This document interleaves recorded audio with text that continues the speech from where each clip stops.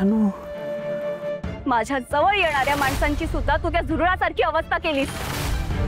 माझा मित्र विनोद, आपल्या घरचा वॉचमन, तुझी ट्रीटमेंट करायला आलेले डॉक्टर गुळगुळे आणि परीक्षेसाठी ऑल द बेस्ट बोलताना फक्त मला हँडशेक करणारा माझा मित्र सनी आणि अशा कित्येकांच्या अवस्थांना फक्त तू जबाबदार आहेस।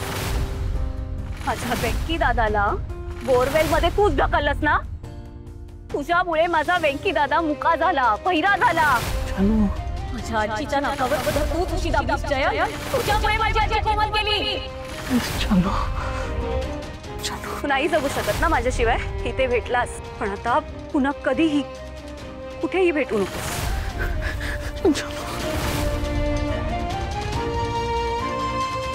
Good bye mister Jayant Kanitkar. जानू, जानू, जानू थांब, जानू थांब प्लीज। जानू, जानू हे काय केलंस तू? जानू थांब प्लीज, थांब। जानू, जानू, जानू थांब, जानू। जयंत, अरे अरे काय झालं जयंत? तू ठीक आहेस ना? मी जानूला पाहिलं। अरे जानूने पाण्यात उडी मारली। जानू, जयंत, तू तू हे घे, पाणी पियस। जानू कुठे गेलीस तू? जयंत पाणी घे, घे पाणी पी, शांत हो जयंत। जयंत शांत हो रे। जानू, जयंत, जानू कुठे गेली? नको असा त्रास करून घेऊ स्वतःला रे। जानू कुठे गेली बाबा? जयंत, अरे जानू कुठे?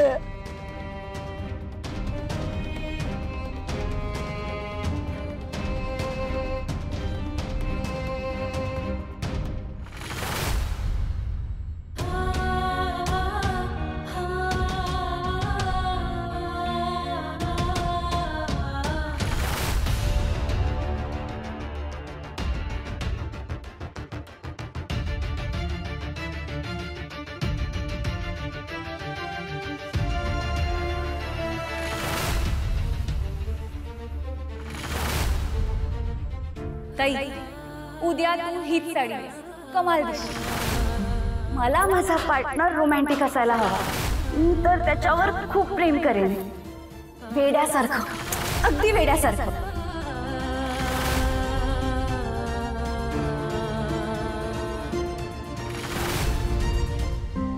माझ्या भावना ताईला तुझ्यापेक्षा चांगला मुलगा मिळूच शकत नाही।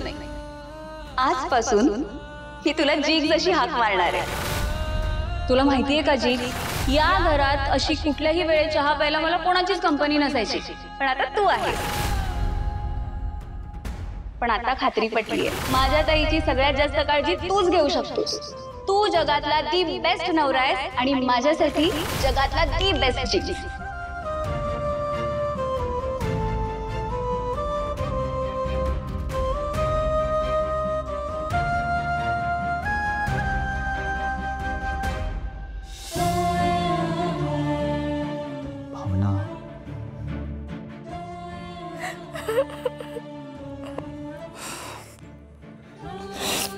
कळतंय तुला खूप त्रास होतोय आता।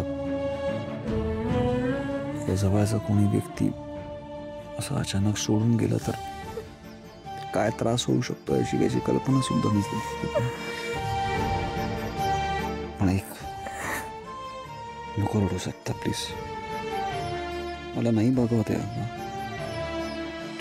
तू पाहिजे तर बोल ना माझ्याशी, हा मन मोकळं कर तुझं। मी काय बोलू, मला नाही कळत काही।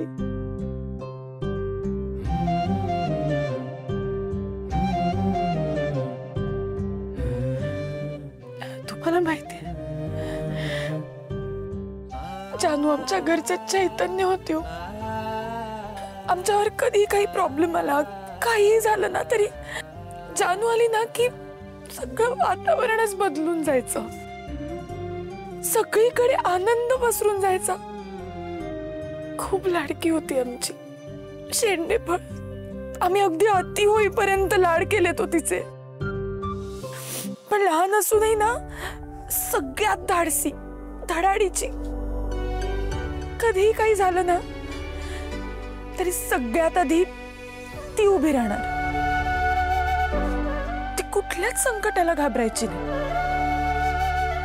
चूक करणाऱ्याला धडा शिकवायला कायम सज्ज, आमची सगळ्यांची लाडकी जानू. मला कळतच नाही आता ही पोकळी कशी भरून काढणार आहे. या घरचं ना पान सुद्धा हलत नाही तिच्याशिवाय. कसं होणार आहे आता सगळं.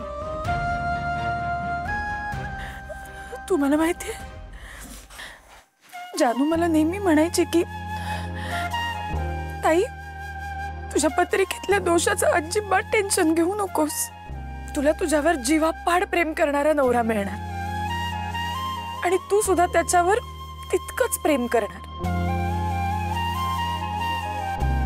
आज मी तिला सांगणार होते भेटून की जानू, तू म्हणालीस तसंच झालं सगळं. तुम्हाला माहितीये मी जानूला सगळं सांगायचंय. अगदी छोट्यातला छोटा निर्णय सुद्धा मी तिला विचारल्याशिवाय कधी घेतला नाही. पण जानू म्हणजे माझी मोठी बहीण असल्यासारखं वागायची. ताई, तू हे असं कर, असं वाग, असं बोल, हेच कर, हे नको करूस, असं सगळं सांगायची मला. पण मी मात्र तिची चांगली बहीण नाही होऊ शकले. भावना, नको असं काही बोलूस. जान्हवी असं कधीच बोलली नसती. आणि प्रत्येकाची पद्धत वेगळी असते अगं.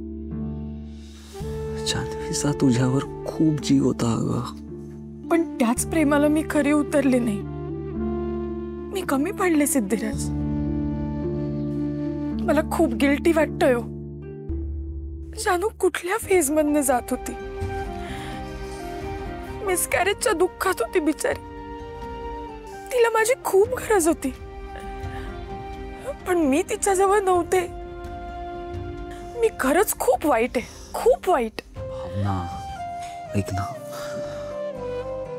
नको उगाच स्वतःला दोष देऊ सगळं.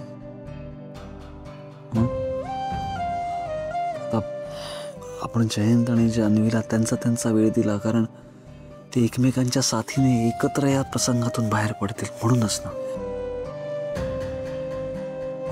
आता असं सगळं काही घडेल याची कल्पना सुद्धा आपल्या कोणाला होती का?